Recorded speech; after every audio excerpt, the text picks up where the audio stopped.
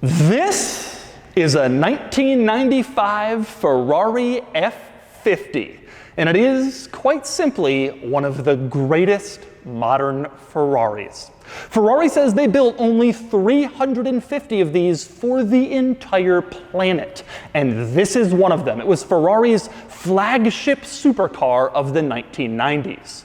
It's also worth over $3 million, as this is one of the most sought-after modern Ferraris. And today, I'm going to review it.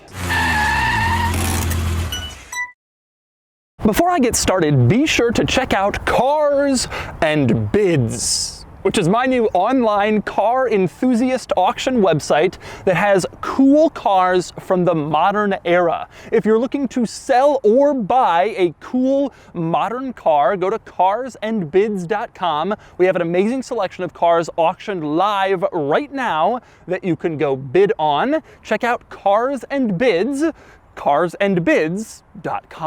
I've borrowed this F50 from David Lee, who's a well-known Ferrari and car collector here in Southern California. You can follow David on Instagram, the name that you see on the screen, and you should follow him because he has this car and the F40 and the Enzo and the LaFerrari and a lot of other amazing cars too. I'm going to be talking to David a little bit later about this car and some of the rest of his collection. So let's talk F50.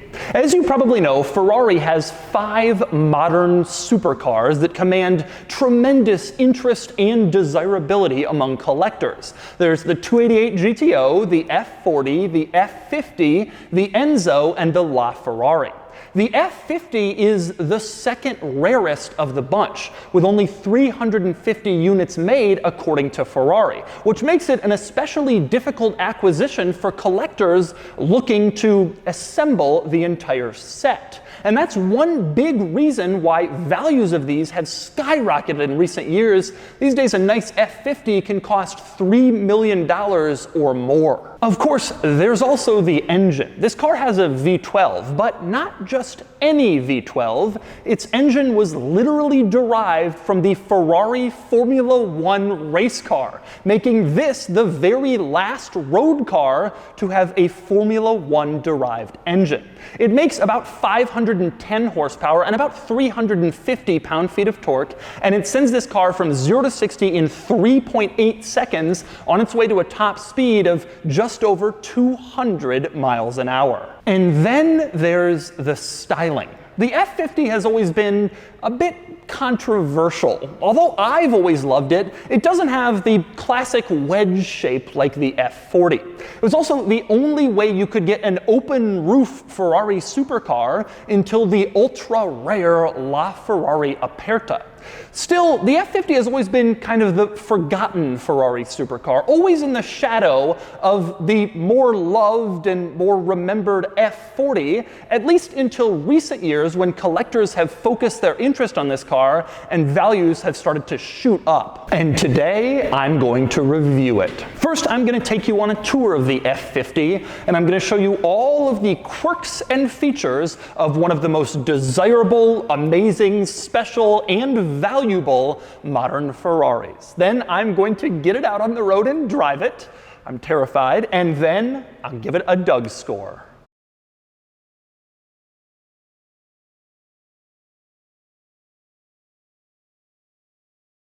All right, I'm going to start the quirks and features of the F50 by opening it up, and that means starting with the key, which has an unusual trait, namely it can fold. You can see right here it's a key, and then you can fold it so that it's a key at a 90-degree angle. Apparently they did this to make it easier to fold it up so you could store it somewhere, but it only folds to 90 degrees. It doesn't fold up completely like most folding keys, so the key part is always going to be sticking out even when it's folded. It was a very curious thing Ferrari did on all of its models from this time period. Now, as for actually opening the door, there's a fairly straightforward door handle, as you can see. No weird trick door handle like a lot of 90s supercars. You just walk up, stick your fingers into this little hole next to the door handle, pull on it, and then the door opens right up, exactly what you'd expect.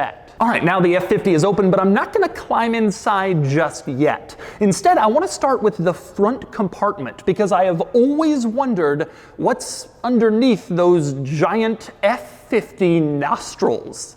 So to get into the front compartment, there's a little latch on the driver's side underneath the dashboard. You pull it and that sort of unlatches the front compartment, and then you can open it up and it opens to this position. It's actually a fairly large component. It doesn't just pop right open, and you could make the argument that it's a two-person job since you want to be really careful not to bend anything. But anyway, once you're in here, a few interesting quirks in the front compartment. One is there's not all that much luggage storage up here. Even though this is theoretically where the trunk would be, the only storage you have is this carbon fiber panel that's sort of shaped like a storage area. Everything else is functional, being used for some car purpose, and so you don't really have all that much space up in the front trunk to actually put your luggage like you might expect. Sorry. With that said, one item you do have in the front compartment next to the little storage area, these giant fans for cooling, of course, and that explains the nostrils, this unique, distinctive F50 design characteristic. These fans are open to the outside for airflow, and they have to have pretty big openings to get air since they're rather large fans, and so the car has pretty big nostrils up front, and that's why. And next up, two other interesting items in the front compartment. One is over on the passenger side. At the very front corner of the car, you have this little zipper bag that's held in place by two leather straps. That bag contains tire sealant. Obviously no space in this car for a spare tire, so you get that sealant instead in case you have a flat in your F50 and you want to patch the tire by the side of the road. The other cool thing in this front compartment, there's a little plaque in here that gives your F50's serial number out of the total production run of 349 cars, and that's just cool to see. This may not be as beautiful as some Porsche interior plaque telling you precisely where your GT3 Touring R RS Special Edition fits, but that plaque is a little bit more special, wouldn't you say? And next up we move on to the interior of the F50, but before we get in here, I want to talk door panel because this car has vastly more luxuries than the F40 that preceded it, and a good example of that is on the door panel. For instance, you have a little storage cubby. You could put a wallet in there, for instance. A huge luxury compared to the F40's blank flat panel of carbon fiber. And in the F50, you have a door handle. Look at this, you can pull this and open up the door. Pretty luxurious compared to the F40's rope, which you pull to get out. The F50 was clearly designed with more creature comforts in mind, like a door handle. Also notable on the door panel, you can see there's a hand crank for the window. Now the F40 had that too, but still worth mentioning to show you how you roll down the window in a Ferrari F50. But anyway, next it comes time to climb inside the F50, and you can see there is a massive door sill here, and at the front part you have this little rubber panel that looks like a bath mat. I guess that's because they know you'll be dragging your feet across the door sill and they don't want you to scratch carbon fiber or a painted surface, so you have rubber there instead. You also have 4 diagonal rubber lines at the very front corner of the door panel, I think for this exact same purpose. But anyway, you make it over the door sill, and the first thing you notice in here, at least the first thing I notice, the floor mats, which say F50 in huge print in the F50 font. I love how these look, and I would love to have a set of these in my Kia, just for irony's sake, although I suspect a pair of F50 floor mats probably goes for like $9 grand on eBay. Still, I can dream. And next up, of course, the next thing you notice is the seats, which are very distinctive in their appearance. For one thing, black on the outside, red in the center. They're also very tight, even compared to modern sports seats. They hug you really close to keep you from sliding around in corners. And you can see the seat belt is kind of integrated into the seats. Part of it comes through a hole over on one side, and then it plugs into a buckle over on the other side near the center tunnel. That buckle also comes through a hole in the seats. So the belt and the seat itself kind of live together in harmony.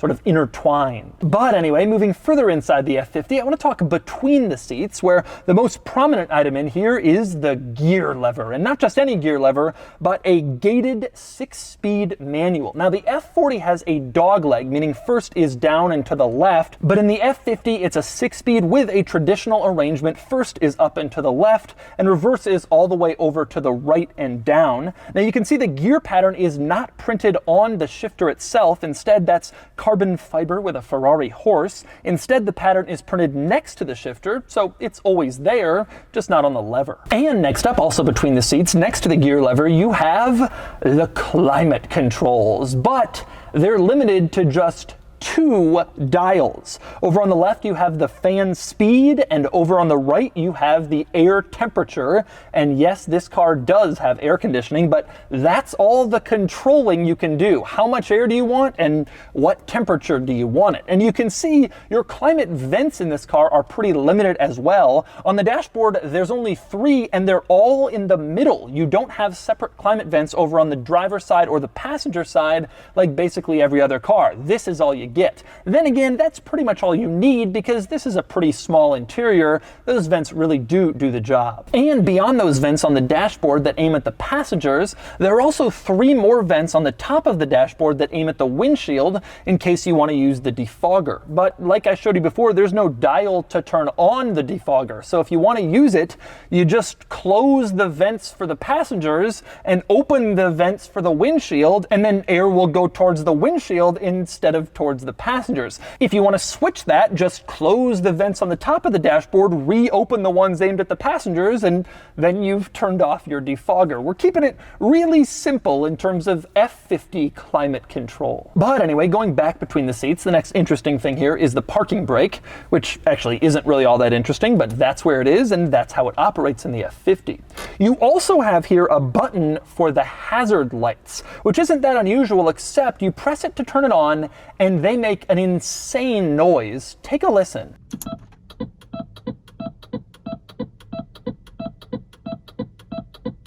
Now, I wouldn't find that noise to be so weird, except that's the same noise this car makes when you turn on the turn signal. Every single time you go to signal a lane change or a turn, you get...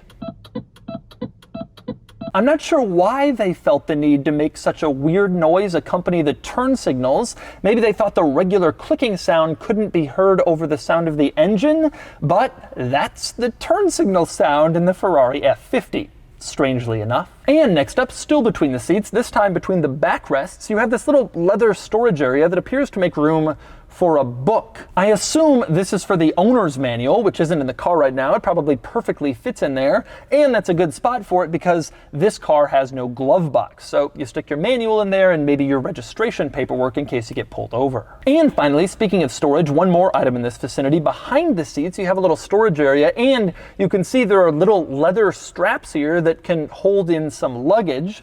This car came with fitted luggage, more about that in a little bit, but that's where one of the pieces goes, directly behind the seats. Gives you a little more room to add to that cavernous space you have in the front compartment. And next up, one of the very weirdest quirks of the F50 has to be the interior rear view mirror, which has this bizarre shape to it. Very strange, and I was not expecting that from this car. It turns out the shape of this mirror is designed to perfectly correspond to the shape of the rear window behind the seats. Any other mirror shape and you would have extra mirror that wouldn't really help you see out anyway, since the window is only a certain size. And so that's why you have your mirror in that rather strange shape in the F50. Who knew? But anyway, next we move on to actually starting up the F50, which has kind of an interesting procedure. First, you unfold the folded key.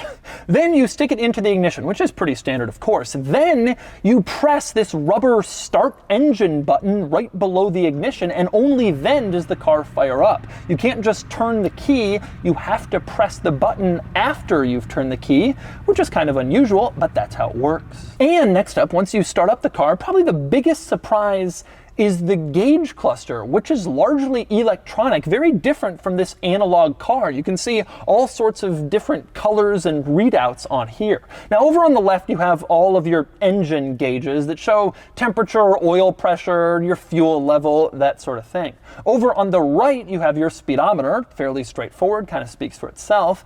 And in the middle you have the tachometer, and you can see the very highest number on the tachometer is 10,000 RPM. You won't find that in basically any other car. It owes to the F50's Formula One derived engine. And also one last thing in that gauge cluster, in the lower right, you have a little screen that is currently displaying this vehicle's total mileage and also some little pixel display which looks like an enemy ship you might encounter in the Asteroids video game. Now that screen is configurable. Below the steering column to the right you have two little black circular buttons. If you press the one on the right, you can see it goes through various different items on this screen, some of which are rather cryptic. For instance, there's the number 30 with like a transmitter on it. Not really sure what that is. You keep pressing the button and you get to this, which looks like half of a sedan with an antenna sticking up out the back. Again, not really sure what that is. It's almost as if they designed these things to be as cryptic as possible because no logical person could easily interpret that. Now I mentioned you have two little circle buttons in this area below the steering column. The one on the left is a little simpler. You press that and you can get a kilometers per hour readout to display. Since the speedometer is in miles per hour, they figured if you ever wanted to see kilometers per hour, it would be pretty easy to just let you press that button and pop up your speed, so you have that redundancy. And next up, a few other interesting controls in this car. For one thing, to the left of the steering wheel in the gauge cluster, you have a few switches, one of which is the axle lifter. You push this and the front of the car raises up. That is pretty impressive. This is a 1995 model. This car is 25 years old and it has an axle lifter. It had to be one of the very first cars with this feature, and it surely comes in handy when you're trying to clear low curbs or steep driveways because this car is so low. Next up, another control worth noting, in the center of the steering wheel you have the horn, which sounds like this. Yes, the F50's horn sounds normal, which is actually kind of a surprise because a lot of Ferraris from this era had this weird air horn that sounded like a music note, but not the F50. Not so normal in here is the operation of the headlights. Okay, to turn them on, there's this stalk sticking off the steering column to the left. You twist it forward and then the headlights are on. Pretty standard. And you pull it forward and you can flash the brights. Again, pretty standard. But then it gets weird. You want to turn on the high beams permanently, you push this stalk down like a turn signal lever, and then the high beams go on. You can also push this stalk up like a turn signal lever, but if you do that, nothing discernible happens. The lights don't change in any way, but that control is available to you. It's almost like this is a turn signal lever they repurposed. So you turn on the brights by what would usually be putting on your left turn signal, and then you have the right turn signal possibility too, but they didn't have anything for it, so it's just there. Now, interestingly, the turn signal in this car is operated by a separate lever that also comes off the left side of the steering column, and that one's just normal. Push it up for a right turn, down for a left turn. So you have two separate stalks coming off the steering column that you can both operate the same way, push them up or down, but only one is actually the turn signals. Very strange way to do it. And by the way, the lights themselves are kind of strange too. When you just turn on the regular headlights, what turns on is the small outer lights in the headlight housing. When you go to turn on the high beams, then the larger headlight looking things turn on. So you'll only have the larger lights on if you have your brights on. As for the lights in back, they're fairly standard, just 4 circles like on most Ferrari models from this era. And the rear turn signal is a little orange circle inside the outer circle taillight in the back,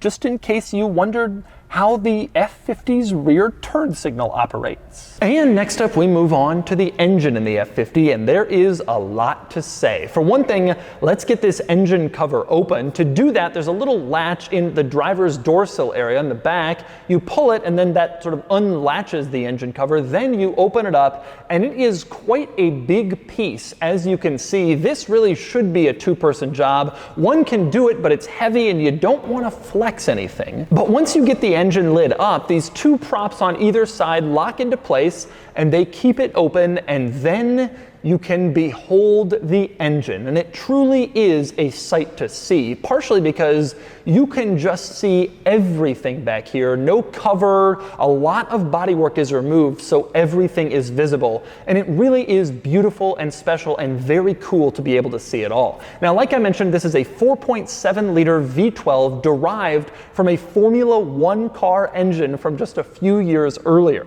This car has about 510 horsepower and about 350 pound-feet of torque. Those may not seem like huge numbers for a Ferrari supercar, but this only weighs around 3,000 pounds, which is pretty good, and it still managed to do 0 to 60 in 3.8 seconds and hit a top speed of over 200 miles an hour, which was a huge deal back in '95. Now, two other interesting items in the engine area. For one thing, if you look in here, you can see the inboard suspension. The suspension is not directly at the wheels in this car. Instead, for packaging and probably weight distribution reasons, it's further in. You don't see that all that often. Of course, the other big deal about the engine is how it sounds. An F1 derived V12's got to sound pretty good, right? Well, let's take a listen.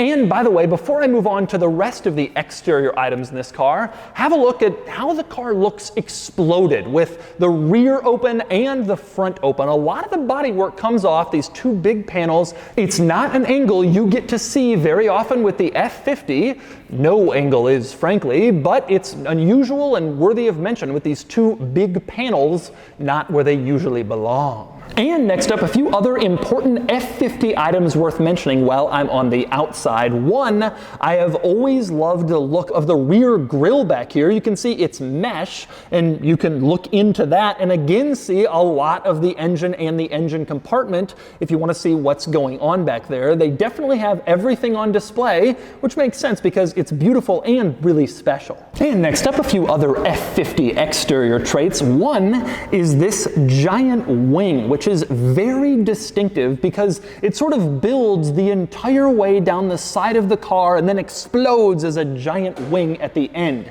It is very different from the F40's wing, which just kind of sticks right up at the back of the car at a 90-degree angle. The F50 had a much smoother, more gradual wing, although it ultimately comes at least as high as the one in the F40. And also, another notable exterior design element in this car is the wheels, which I have always found interesting. For one thing, they're center lock wheels like race cars have. That's no surprise. You would expect that from the Ferrari supercar of this era. The thing that I especially liked, though, is the way they were designed. The front wheels are kind of flat with a design to them, but mostly they just look like normal car wheels. The cool thing is that the back wheels have the very same design, but they are inset inside the wheel. So they're kind of pushed in a little bit more and there's more of a lip. I've always loved this because it makes the wheel feel wider in the back, which of course it is because there are wider tires in the rear. But it really focuses your eyes and makes you realize that the rear tires are the wider, thicker set, and it adds more depth and drama to the back of this car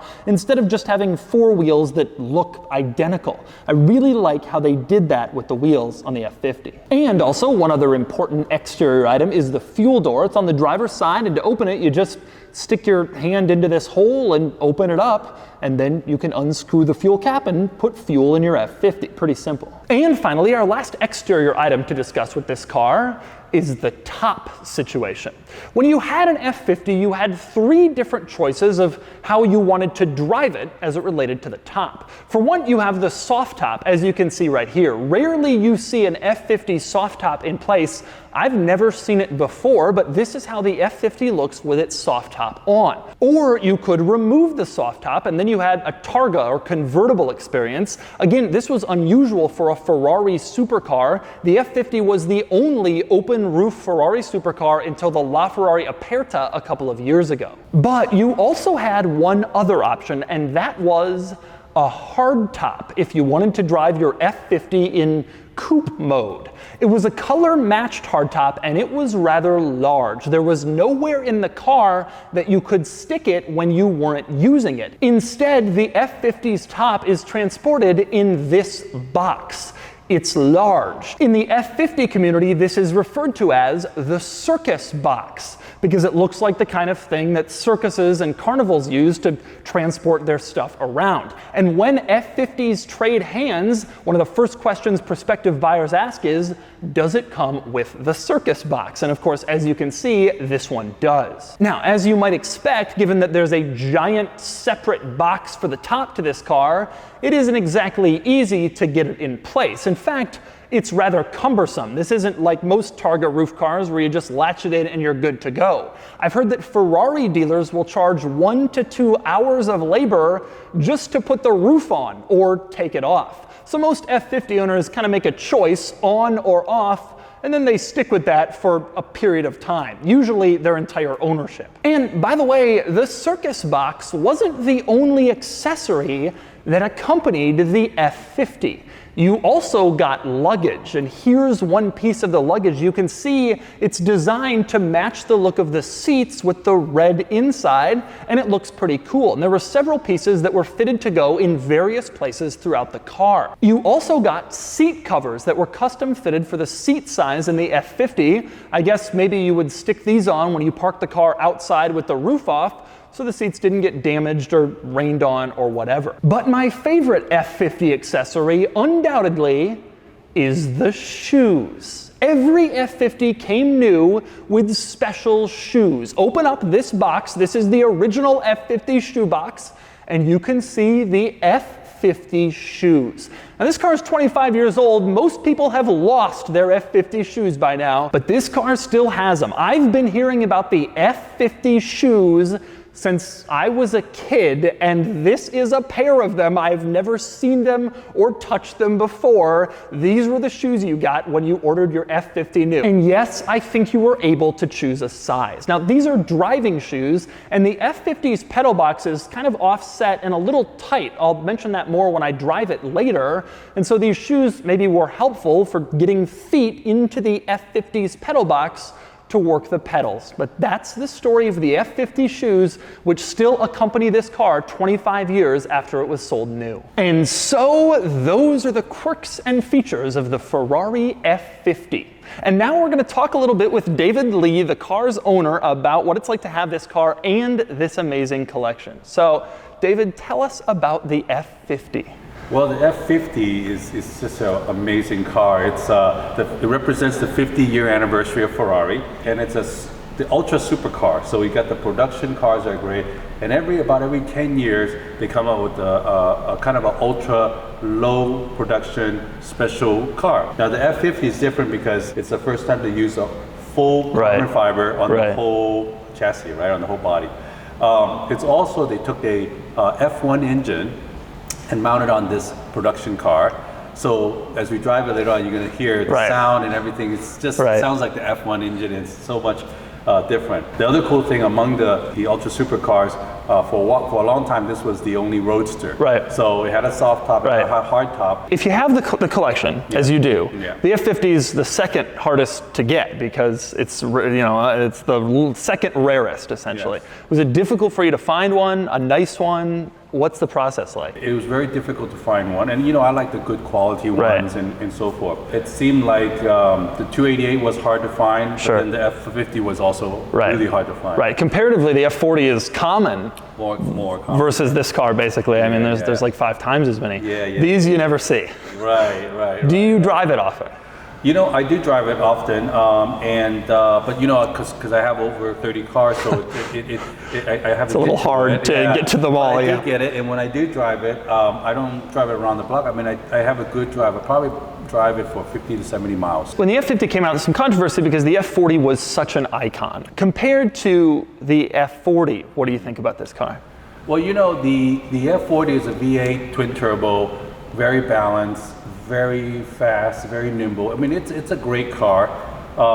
When they got into doing this, it was a little bit of departure because now they're putting a V12 engine in there, you know, new body and new drivetrains. A lot of driver people think, oh, it wasn't perfected until the Enzo.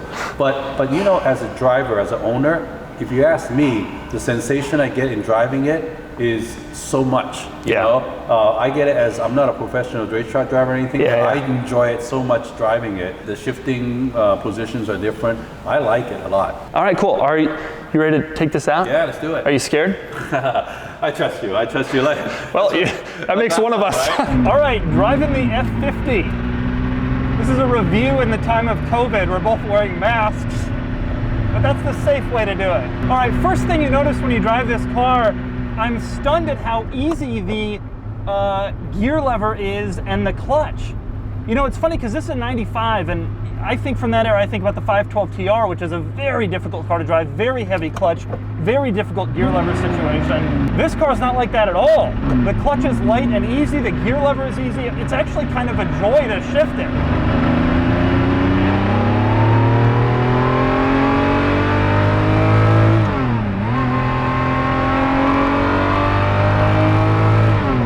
It is pretty tight in here.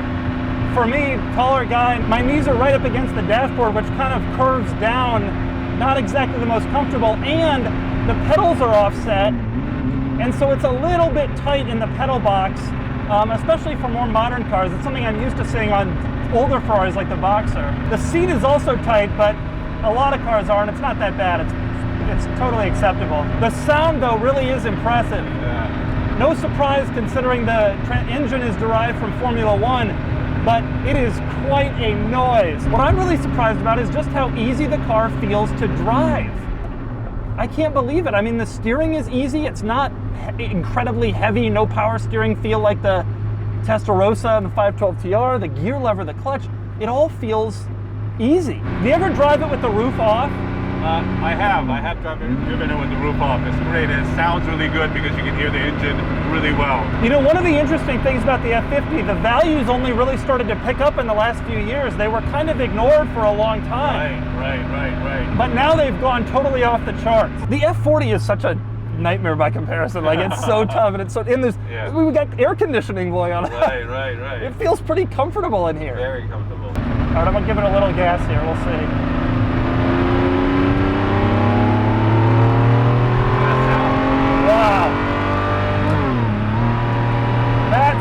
That is one of the great sounds.